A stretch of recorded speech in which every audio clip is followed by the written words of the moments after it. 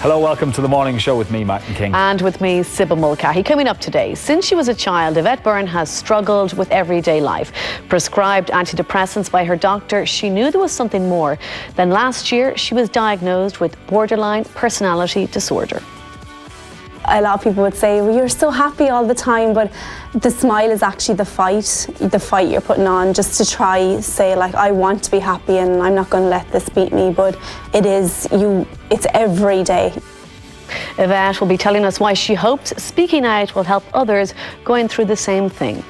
Also, do you have chronic pain? Psychologist Alison Keating will have advice on managing the psychological aspects of the condition as well as the physical. Plus, the future is most definitely in safe hands. Martin paid a visit to the Young Social Innovators Showcase recently to hear all about their great ideas. People said they felt safer at home than anywhere else. So we decided to do it in road safety, and that if you feel safe at home, you should feel safe in a car. So we got inside of the car and we stripped everything out and put in a sitting room. And despite the sunshine and great lifestyle, Australia just didn't cut it for Claire Cullen. She missed Ireland too much, so she arrived home without telling anyone. Where's my dry hand spicy? Later we'll be chatting to the returned emigrant.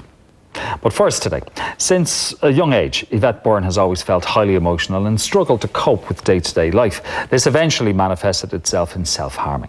Prescribed antidepressants by the doctor, she felt there was something more to how she was feeling. Then last year, she was diagnosed with borderline personality disorder. It took a long time to get to the final diagnosis because just from going to GPs and just trying to find out what would help the best and medication and what was really wrong. So it did take a good few months between coming home, telling my parents I wasn't feeling well, to being hospitalised, to finding out I had my diagnosis and then getting help with it. And here I am a year later, still getting help. So having borderline personality disorder, it's very confusing, and people, especially professionals, kind of look at you as in saying, this confuses us just as it confuses you, and I think it's a lot of confusion about it. So there's a lot of work in yourself and with professionals. So I think actually the diagnosis was a relief at the start, but afterwards I found out how complicated it is, and you really have to learn to live with it and work with it, and I found that quite hard, but now I'm finding it easier. Parents, I think, don't know, and they might think their teenagers are just going through a difficult time, but really I think if you're really looking for it or you're aware of it, the telltale signs are there, and if you catch it in your early teens, it does make life after that a lot easier.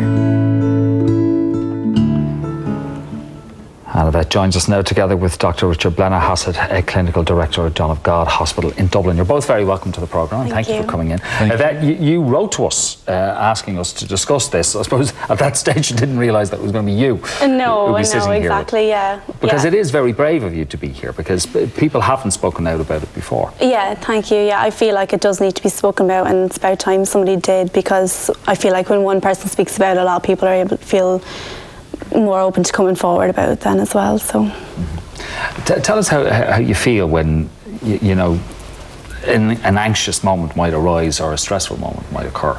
Well, I guess for everybody goes through stages of feeling a bit down or a bit anxious or just different emotions, but with having an emotional disorder, it's on such an intensity that it really affects your life in a big way, and you really have to just kind of, you don't really know how to react or how to do anything to... Like something as simple as a school child in the yard, somebody might say they didn't want to play with you. Yeah, I guess, yeah, but that's a really good example actually, because it's like for anybody else to just say, oh yeah, that's fine and gone, but I would really have taken it to heart, and then it would just go over and over in my head, and I'd constantly think about it and think of every reason why they didn't want to play with me, and then I just would have myself feeling so upset over it, but the emotion would just be so intense that it would just be so hard to cope with even as a child. So I always felt like I was always so sad and upset over things when I was a child that other children wouldn't be upset over. Mm-hmm. It started at 14, was that for you? And do you remember what those first feelings were? Yeah, I really feel like it started for me as a child, but when I hit 14, teenage years, it really did kind of manifest from there, because I guess being a teenager and all the traumas that comes with that, I just felt it just got so much worse in secondary school, and just dealing with stresses of exams, and I just felt like it went on a whole different level of not being able to cope with daily life, and just being constantly over emotional all the time. Like crying and unhappy? Yeah, just unhappy in myself, and I'd always cover it up with a smile, but not that I was always sad, but I just felt like I'm gonna have to smile now, or people will just think, oh, what's wrong? And you can't explain what's wrong, so you just say, oh, it's just easier to smile. So that's what I've pretty much felt like, anxious and sad, but put a happiness on top of it, and just every emotion mixed together, then I'd feel, and by the end of the day it would just be, I don't know how I feel. It was just so exhausting all the time. Well, yeah, it's impossible to explain to somebody how you feel when you don't know it yourself. Exactly, yeah. That was probably the most distressing, and it was probably because I never said to my parents or said to anyone, because then, what's wrong with you? I don't know, I'm upset or I'm sad. When did you start self-harm? Self-harm for me started at probably 14 or 15. It just became a way of being able to cope, and it's just like a way of coping that actually worked. Can you explain when you say it's a way to cope? Yeah, I guess for people that don't understand self-harming, and it's obviously there's a taboo attached to it, is that self-harming is obviously like nobody wants to really talk about it, but I feel like for young people, self-harm, it's actually a way of releasing just the emotional trauma and emotional pain you feel, and it's by releasing it in a physical way. And I guess for someone who doesn't understand, for example, people who don't have emotional problems, if they even imagine how upset and depressed and sad you'd have to feel before you'd even consider doing an action such as self-harming, and then imagine how low you'd actually have to feel to actually self-harm, it would be extremely low. So maybe that you could understand how low. So this was a release for you? Yeah, it was a release, yeah. Because people have this misconception that people who self-harm are doing it for attention. There is no such way why you'd ever want attention in that way, not at all. It's literally a way of actually coping with emotions that you can't control, and it's a way of releasing them. And then sometimes if you're going through a bad patch with the disorder, self-harming is actually a way of bringing you back to reality, because you just feel so lost inside yourself. So it's a coping mechanism, and no one, obviously people don't want to do it, but it's just a coping mechanism, and it's obviously a bad way, but a lot of people use it. Yeah. So. Dr. Blennerhassett, we bring in here, it typically affects young women, does it? Borderline personality disorder? Yes, it is commoner in women and men, and like in Yvette's experience, often comes on in the teenage years, where there's a tremendous sensitivity to emotions, and people with this condition, you could say, are very hypersensitive emotionally, and it often gets expressed in quite dramatic fashions with very marked irritability, anger, alongside depression. And like again with Yvette, they look at ways to cope with this, and strangely enough, self-harming is one of the things they discover can help. And it may seem strange to the rest of us, but this seems, in a person with this condition, it seems to help to regulate their emotional disturbance.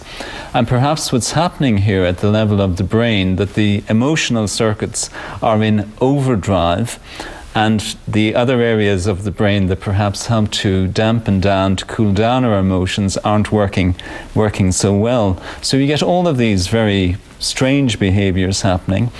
Impulsivity, the kind of not being able to perhaps pause before you embark on things is very typical, and this can, in some people, and maybe at later stages, give rise to problems with addictions, alcohol problems and such like. Sometimes too, sufferers often get into very chaotic relationships, because an aspect that people may experience is a sense of perhaps inner loneliness, inner alienation, a little sense of their own identity. So they often look to other people to help them in their lives and want to get very close to them, and then get tremendously upset if the other person seeks to leave them, and all kinds of chaos ensues. So it tends to be a very stormy condition. Yeah. And needs treatment, because of it. Absolutely. You got very, very low last year, and you ended up in St. Pat's, and that helped, didn't it? Yeah, I really felt like when I finally came home and explained to my parents that I wasn't feeling well, I felt like it was kind of a long trek between then and being hospitalised, as in trying to work out how serious it was and what was wrong. But when I went into hospital and I got a diagnosis, I really felt like I was going to get help, and it just was such a relief, because I just feel like I would waited so long to just kind of find out what was finally wrong with me. And just, I know your parents, you said your father couldn't believe it, like they had no idea. No, they had no idea, and they were just so shocked, because my core personality would be quite a happy, outgoing one, and I think that's why people found it so hard to believe that I could have something that was something like this, because I was always so happy. And even my friends would say, like, you're always so happy. But I am happy, but it's just the condition just dampens it down all the time. Talking is the therapy, isn't it, for borderline? Yes, it's not medication, really. Well, is it? medication can play a role, but I would say that psychological approaches are the best in this condition.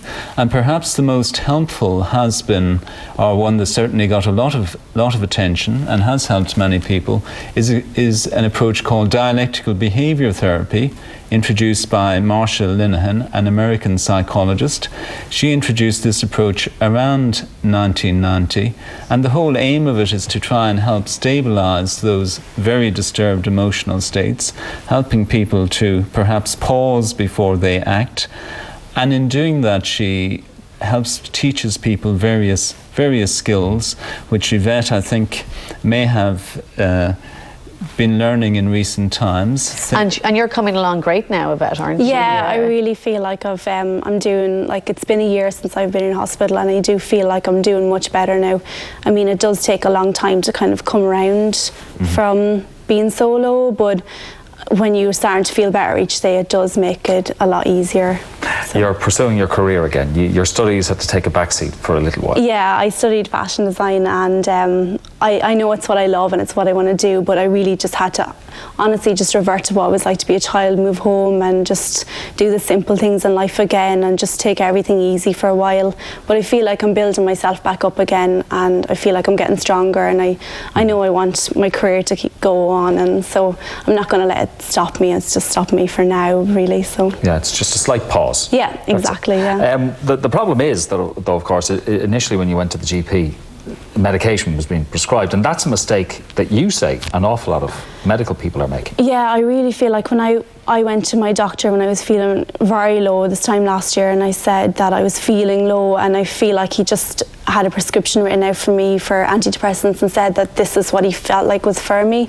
But I really felt like talking therapy would have helped. When I asked for that, I was told I was going to be on a waiting list with a psychiatrist for 2 months, and I really felt like in such a desperate state that I needed more help than that. So, and now when I've got my diagnosis, I found out that medication can't actually do anything for it. It can only do something for the side conditions you have, such as anxiety and depression. Okay. For anybody who's watching today, who may have the same feelings that you have had, what do you say to them? Definitely the first and hardest step that I found was coming home and asking for help, because no one wants to ask for help with that kind of, no one wants to say like, well, I feel depressed or I feel down. But once you get the help, it really does make life easier. And I wish I asked for help 10 years ago, because it really does, like, having the support and people who understand your condition around you just makes your life so much easier, and people just take a different approach to you. So definitely ask for help. It's my number one thing. Well, thank you for coming in to talk to us today. And Dr. Blanner Hassett, thank you as well. Thank you very much. Thank you so much. Thank you.